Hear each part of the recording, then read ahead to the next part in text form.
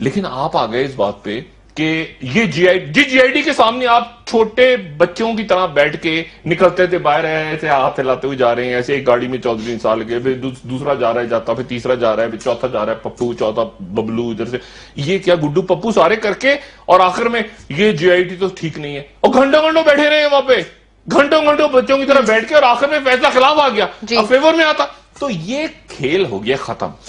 अब मसला यह है कि मुझे नहीं पता कोई इनका वकील कौन होगा, अंसार बर्नी ट्रस्ट ही रह गया, मुझे लगता है आखिर में वही इनका केस पे संभालेगा, या सारम बर्नी संभालेंगे, या कोई और संभालेगा आके,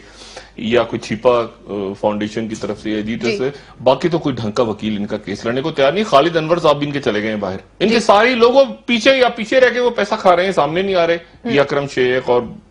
बाकी जितने भी लोग करीब थे हुकूमत में, या तो, और ख्वाजा हारिस आगे आ गए, और अजीब व गरीब किस्म के वो अजीब उनकी लॉजिक है, उसमें सेंस नहीं जी। अच्छा, 3 जज साहिबान है, और 3 जज साहिबान खुद भी फैसला दे सकते हैं, और 3 जज साहिबान खुद फैसला देने के बाद पीछे भी वो यानी वो 5 जजेस को भी कह सकते हैं कि ये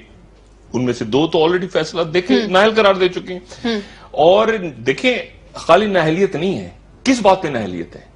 चोरी चकारी पे नाहलियत है, तो सजा अपनी जगह है, नाहलियत तो नाहल हो गए ना आप, फिर सजाएं, फिर मुकदमा, फिर, और अब तो जालसाजियां भी हो गई, अब तो पेपर्स भी आपने जाली जमा करवाए, तो अब तो बढ़ती जा रही है पूरी जो लिस्ट है।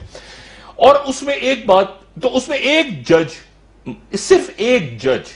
इस वक्त इस बेंच का जो है वो एक फैसला दे, तो वो 5 रुकनी बेंच की तरफ खेल चला जाता है पूरा। ये ज़हन में रखें कि वो 5 रुकनी बेंच अपनी जगह मौजूद है, उन्होंने अपने आप को तहलील नहीं किया फैसले में, ये नहीं कहा कि हम खत्म हो गए हैं। और आज मेरी बहन मरियम औरंगजेब जो हैं, वो कह रही हैं कि जीआईटी किस तरह काम कर रही है। 10 जुलाई को उनको मजीद मोहलत दे दी थी जीआईटी को कि अगले 14 दिन तक, या